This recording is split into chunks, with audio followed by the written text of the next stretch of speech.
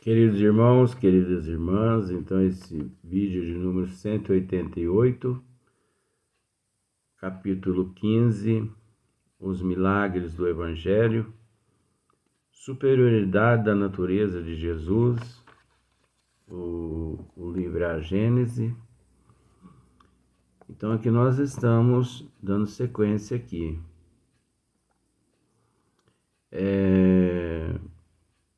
As qualidades particulares do seu corpo, mas das do seu espírito, que dominava de modo absoluto a matéria, e do seu perispírito. Então olha só para você ver como são as coisas. De modo absoluto a matéria, e do seu perispírito. Jesus, que é Jesus, com todo o poder dele, com toda a evolução dele. Mas você observa que nem mesmo assim ele ignorou a necessidade de um perispírito.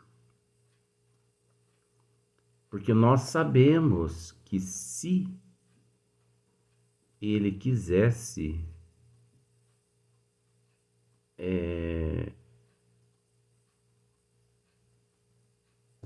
liberar, né? Se ele quisesse chegar aqui à Terra,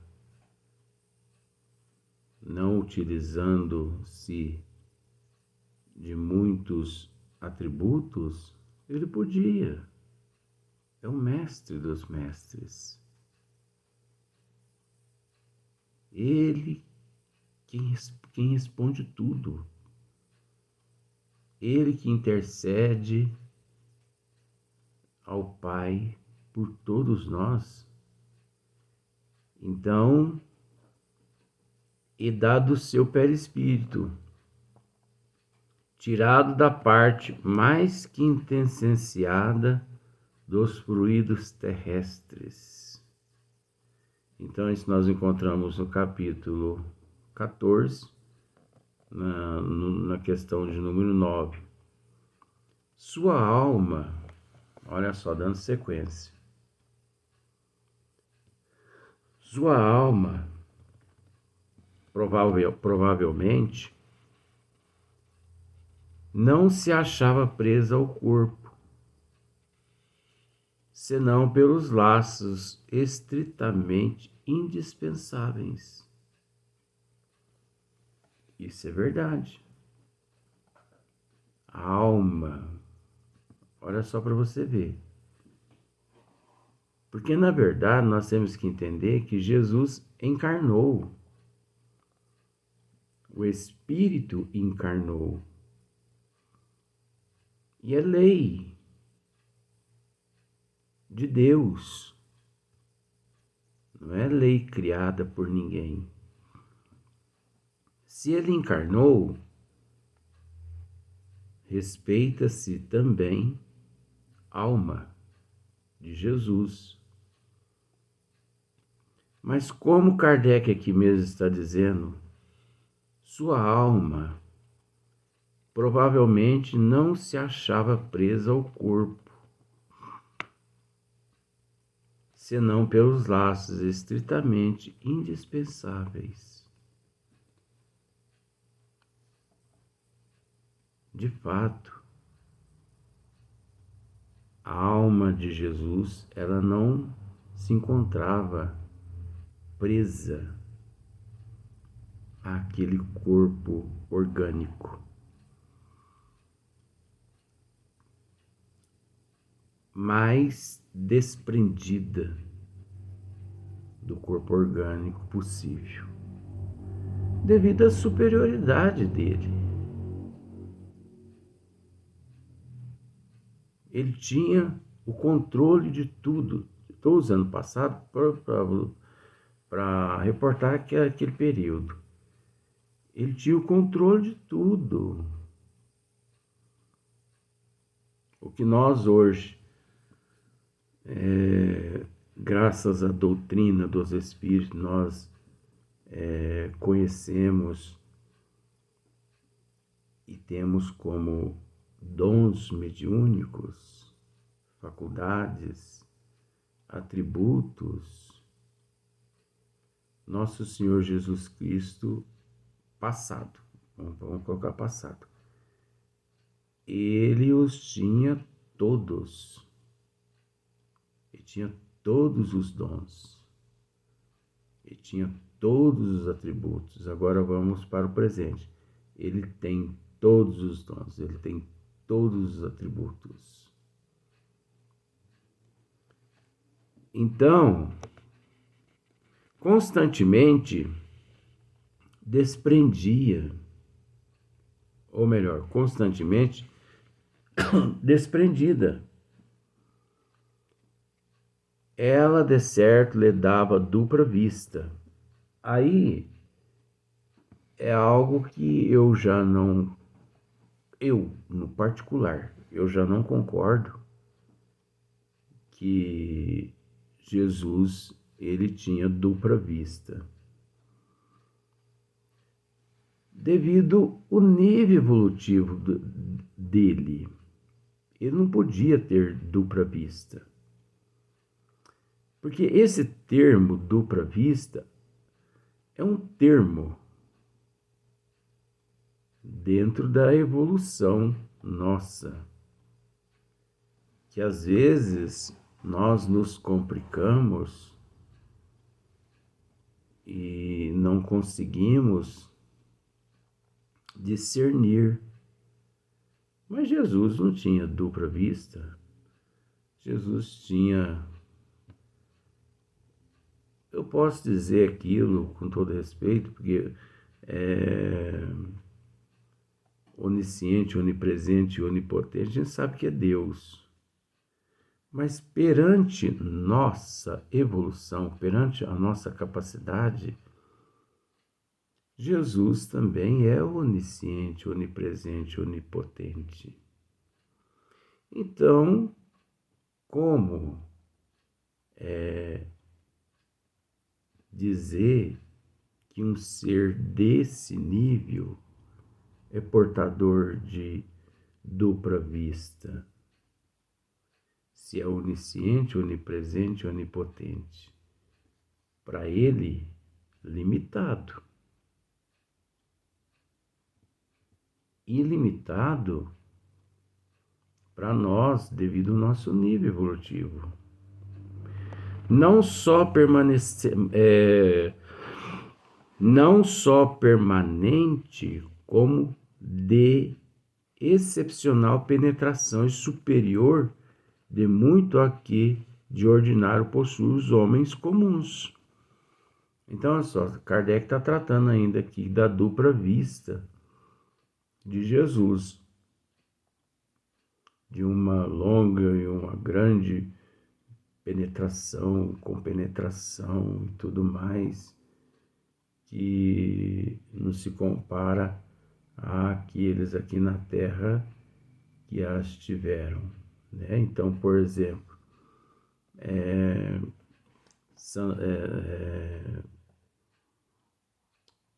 como se diz,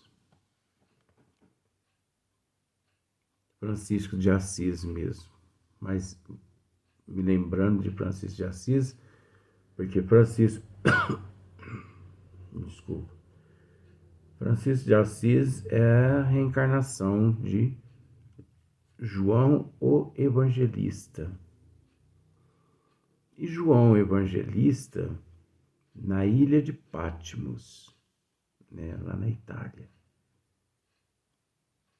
Ele, João o Evangelista, ele era portador da dupla vista. Então, ele tinha uma visão assim vamos dizer assim, do futuro com uma tal nitidez, com a tal nitidez tão grande que ele podia colocar no pergaminho tudo aquilo que ele via e que de fato aconteceria, né? O mesmo havia de dar-se nele com relação a todos os fenômenos que dependem dos fluidos perispirituais ou psíquicos. Sim, com ele ocorria não só como ocorre com os homens aqui na Terra, os seres humanos aqui na Terra, mas bilhões de vezes acima dos seres humanos aqui na Terra. A qualidade desses fluidos lhe conferia imensa força magnética, secundada pelo incessante desejo de fazer o bem. Então, olha só para você ver, a qualidade desses fluidos de Jesus que conferia imensa força magnética, porque Jesus tinha uma força magnética imensa. Tanto é que em meio à multidão, ele sendo exprimido para lá, exprimido para cá, de repente ele para e diz assim, quem me tocou? Aí Pedro, mas eu acho que é Pedro mesmo, mestre, mas todo mundo o toca nesse momento. Ele falou, não, alguém me tocou. E ele se vira e vê assim aos pés dele, atrás dele, uma mulher ajoelhada. Então essa mulher, há muitos anos que ela sofria de uma hemorragia. E sabemos que a partir daquele momento ali, aquela hemorragia cessou. Por mérito dela, fé dela e vontade dele. Mas a vontade dele, nós temos que entender, jamais ele interferia no livre-arbítrio e no processo evolutivo do ser. Não. Ele só realizava, ele só fazia às pessoas aquilo que as pessoas pediam, que tinham fé, que tinham merecimento. Mas é de extrema importância dizer isso, porque nem todos aqueles que foram curados pelo Cristo fisicamente, nem todos aqueles que foram curados permaneceram curados até o fim. Abusaram e voltaram a se enfermar. E ao se enfermar novamente, né? Se enfermar novamente, vem lá o desencarne, vem a óbito.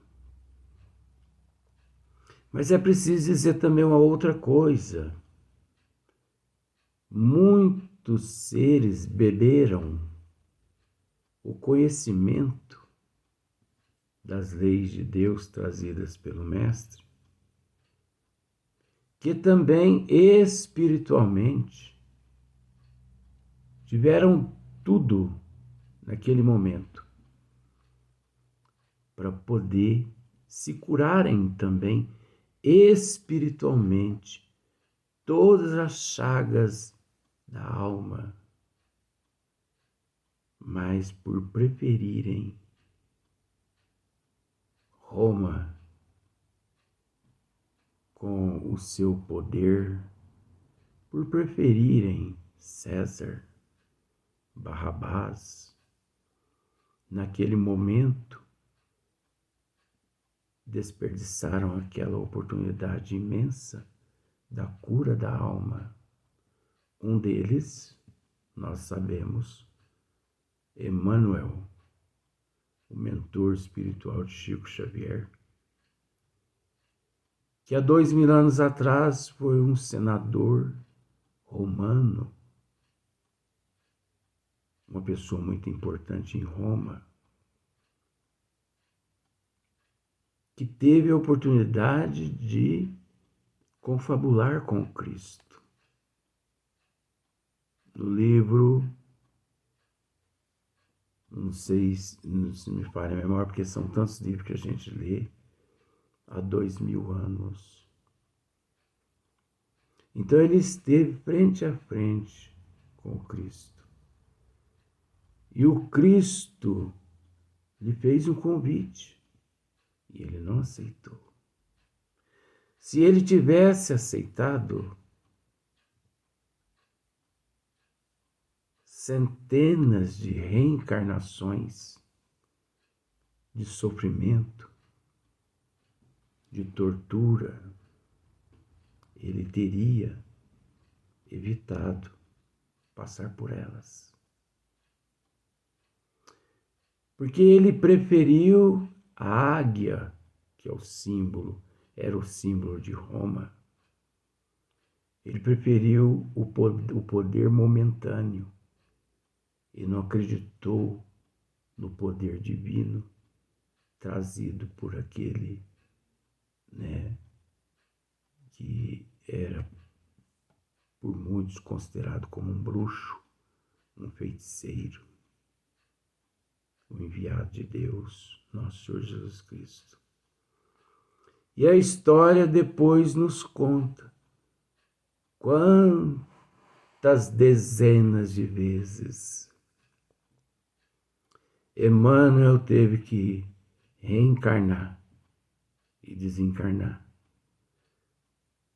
Uma hora na condição de bispo,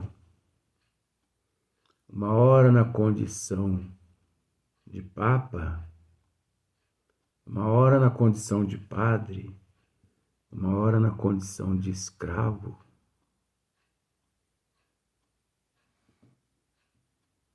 Várias vezes, inclusive na condição de padre Manuel da Nóbrega, o fundador da cidade de São Paulo, juntamente com o seu amigo Anchieta.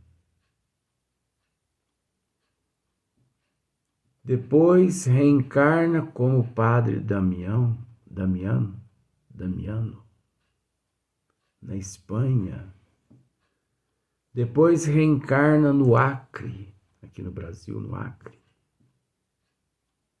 na condição de padre. E depois ele é transferido para o Rio de Janeiro. Depois retorna à pátria espiritual, desperta. Como também ele, Emmanuel, foi um grande colaborador na codificação da doutrina dos espíritos, a 18 de abril de 1857.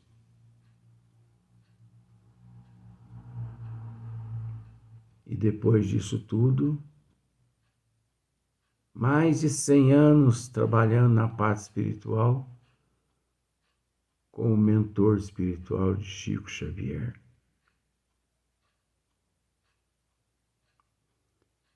E mesmo assim, não se considerando redimido, porque ele não aceitou 2000 anos atrás o chamado do Cristo. Retorna novamente no ano de 2000 ao corpo físico, a uma cidade do estado de São Paulo. Mas agora, já na condição de um missionário. A missão dele será grande. Novamente, nesta oportunidade, ele vai ter a oportunidade de desfrutar-se da política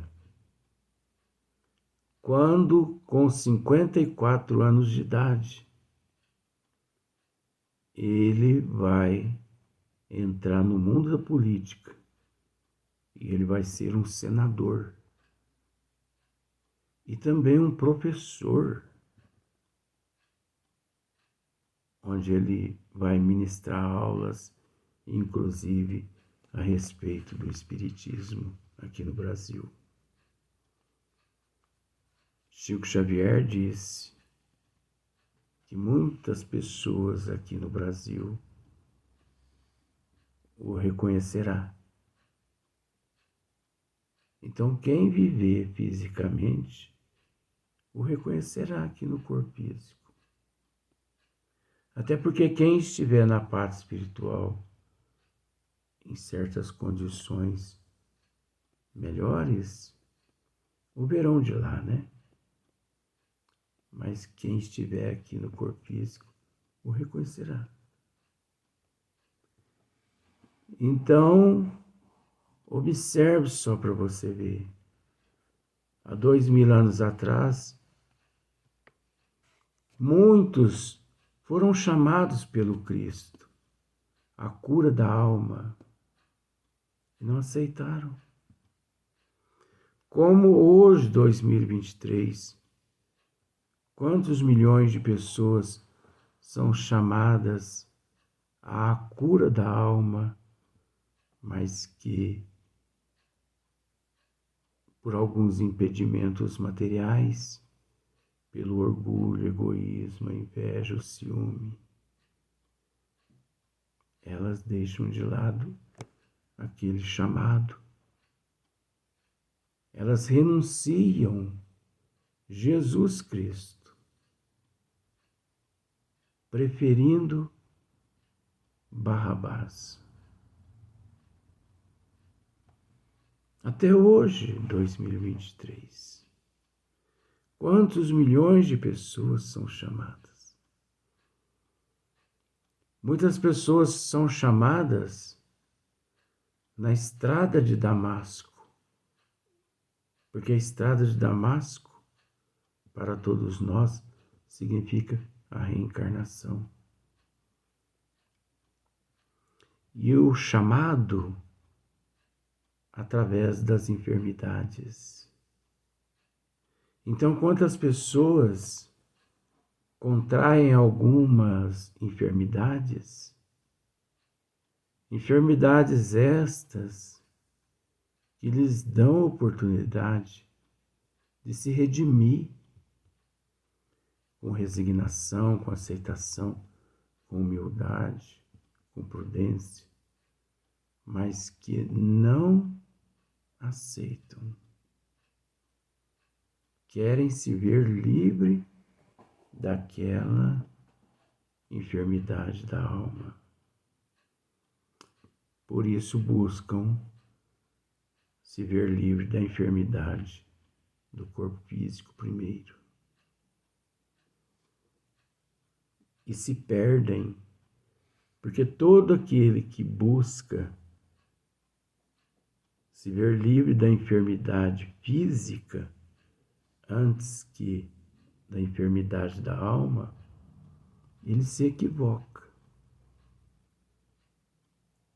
Porque a alma, o espírito,